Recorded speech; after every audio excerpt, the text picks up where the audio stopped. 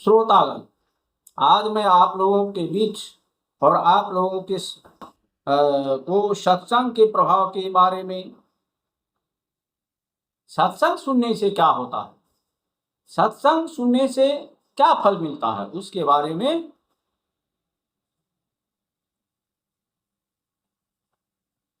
किसी नगर में एक बहुत बड़ा सेठ रहते थे।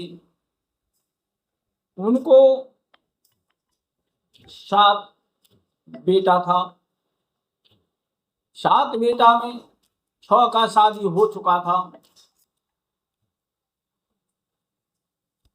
और नौकर चाकरों से भरा पूरा था। सारा काम नौकर चाकर ही करता था। उतना धन रहने के बावजूद भी कहीं किसी को वह सेठ कुछ देना नहीं चाहता था। जब 7वें पुत्र का विवाह हुआ, 7वें बहू जब आई तो घर में तो सारा कुछ संपन्न था, किसी भी चीज का कमी था ही नहीं। नौकर चाकर, हाथी घोड़ा,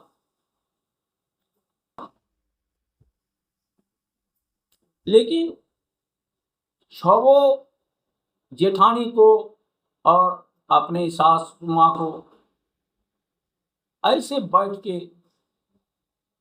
बैठकर समय गुजार रही थी। उसको सब छोटी बहू देखकर थोड़ा मन कुछ विचलित हुआ। अगले दिन से ही छोटी बहू चली गई खाना बनाने के। जब छोटी बहू खाना बनाने के लिए गई तो सासू माँ जाकर बोली, बहू यह तुम क्या कर रही हो?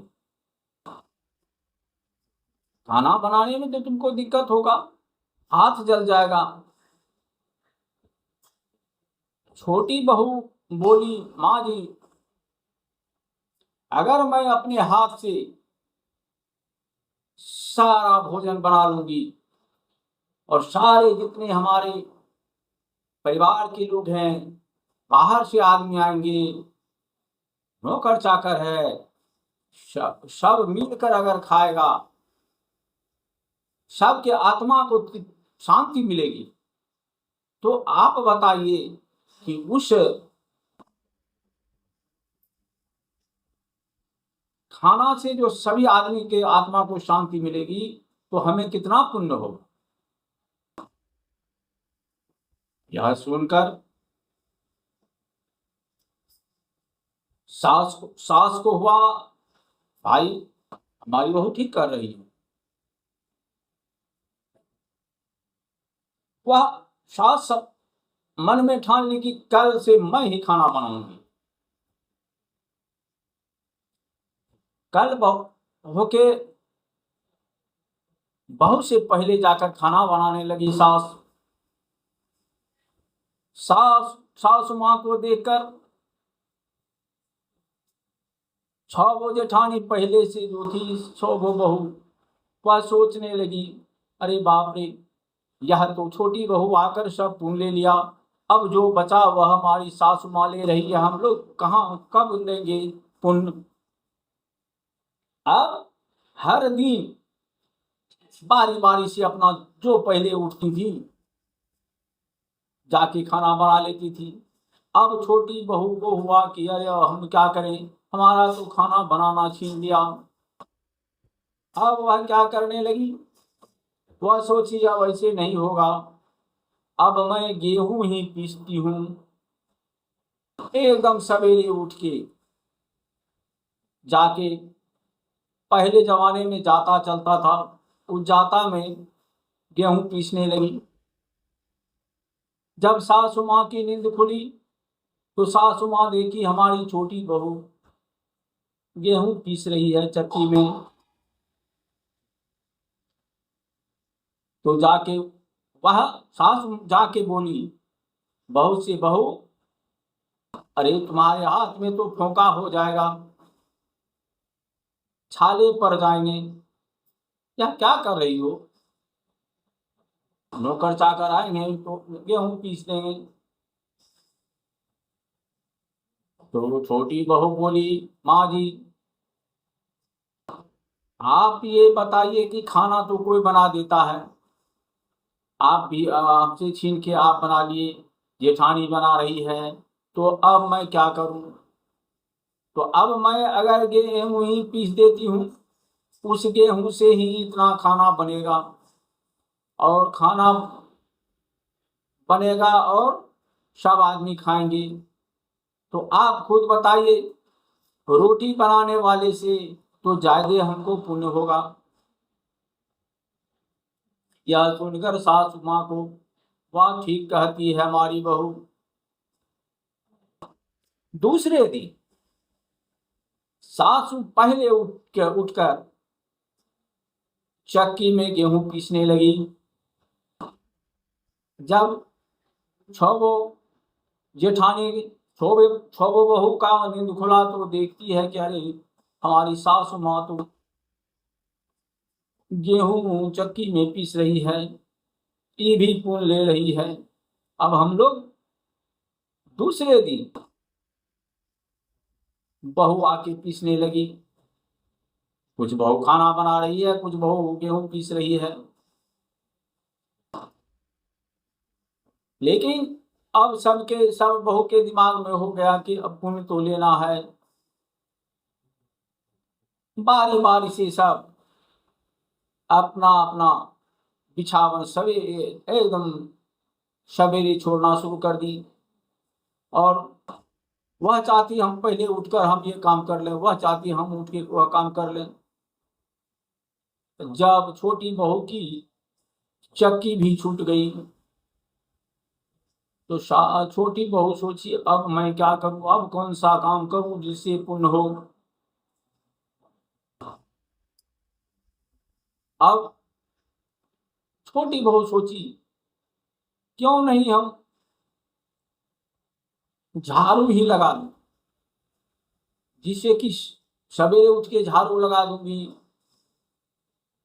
तो आदमी मनुष्य जब उठेंगे, हमारे परिवार वाले हमारे नौकर चाकर आएंगे, कीड़ा मकोड़ा जो है चींटी वगैरह वो सब नहीं रहेगी।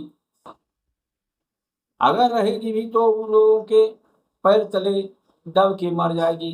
इसलिए हम झाड़ू देकर सबको अलग कर देते हैं। ऐसा ही यह देखकर सासू माँ को भी नहीं, फिर भी नहीं रहा गया। सासू बोली, बहू अरे ये सब तो नौकर चाकर का काम है, नौकर चाकर कर लेगा, तुम क्यों करती है? छोटी बहू बोली, माँ जी अभी कोई नहीं चला है, अभी बहुत से कीड़े मकोड़े, छोटे छोटे कीड़े मकोड़े टहलते हैं। अगर हम इस सब जीव को झाड़ू से अलग कर दूंगी तो सब परिवार उठेंगे, नौकर चाकर आएंगे, उसके पैर तले तो नहीं दब के मरेगा।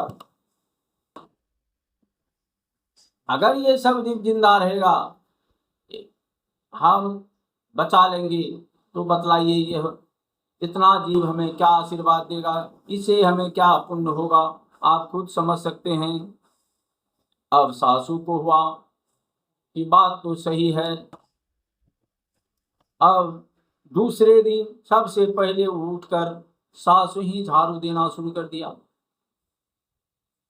सास को झाड़ू देते देख और यह सुन कि ये काम करने से पुण्य होता है, तो फिर दूसरे दिन सब बहू अपना अपना धरफड़ करके उठ के अपना झाड़ू लगाना शुरू कर दिया। अब फिर छोटी बहू सोचती है अब मैं क्या करूं, अब तो सारा काम हमसे छीना जा रहा है।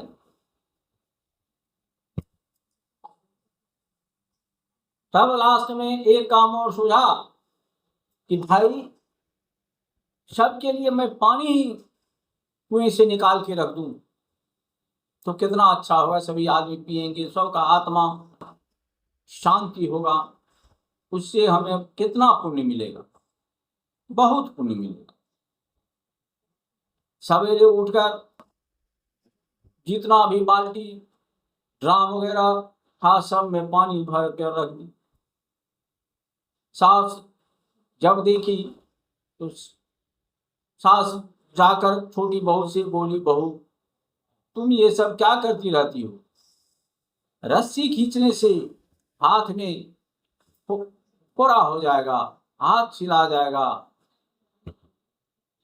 छोटी बहू बोली, माँ जी आप तो बिल्कुल सही कह रहे हैं, हाथ में तो थोड़ा हो ही जाएगा, लेकिन हम जो इतना पानी कुएं से निकाल कर रख दिए उससे खाना बनेगा, प्यासे आदमी पानी पिएंगे, तो आप खुद समझ सकते हैं कि हमें कितना पुण्य होगा।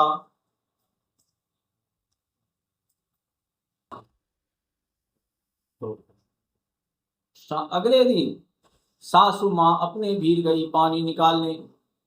यह देखकर फिर तीसरे दिन चौथे दिन सब बहुएं उठकर पानी निकालना शुरू कर दी। और ये सब काम में जब छोटी बहू सबको आदत बना दिया तब अब जो है सोची जो कुछ दान करने का भी ज्ञान इन लोगों को दे देते हैं। तो छोटी बहू ने अपना जेवर निकालकर अपने जेठानी को दी, जेठानी जी आप यह जेवर रख लीजिए।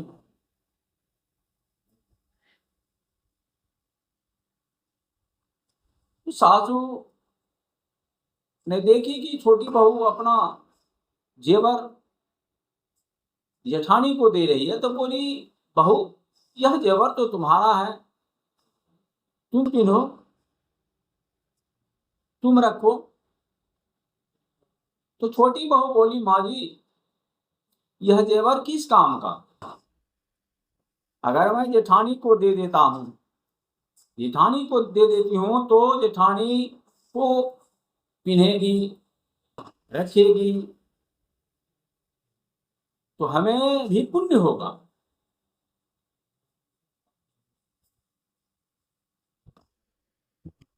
नौकर चाकरों को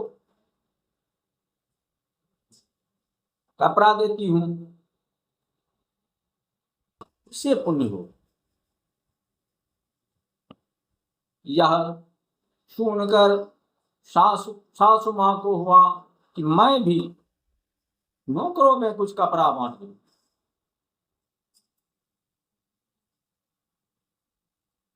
सासू जाके सेठ जी को बोली कि हमें नौकरों के बीच कपड़ा बांटना है, धोती साड़ी बांटना है। सेठ जी बोले, यह क्या है, सब क्यों करेंगे? तब सेठ जी की पत्नी बोली कि देखिए हमें कौन चीज का कमी है, हाथी घोड़ा जमीन जगह घर द्वार किसी भी चीज का कमी नहीं है, दिन प्रतिदिन बढ़ ही रहा है, इतना संपत्ति लेकर हम क्या करेंगे, कुछ दान भी तो करें। तब सेठ के दिमाग में आया कि सही बात है। तब सेठ जी ने धोती साड़ी कपड़ा वगैरह खाना पीना का सामान व्यवस्था कर सब नौकरों में बांट दिया। उसके बाद युद्ध भी उस सेठ के पास धन का कमी नहीं है, धन बढ़ते जा रहा है। यह सब देखकर अड़ोस पड़ोस के लोग भी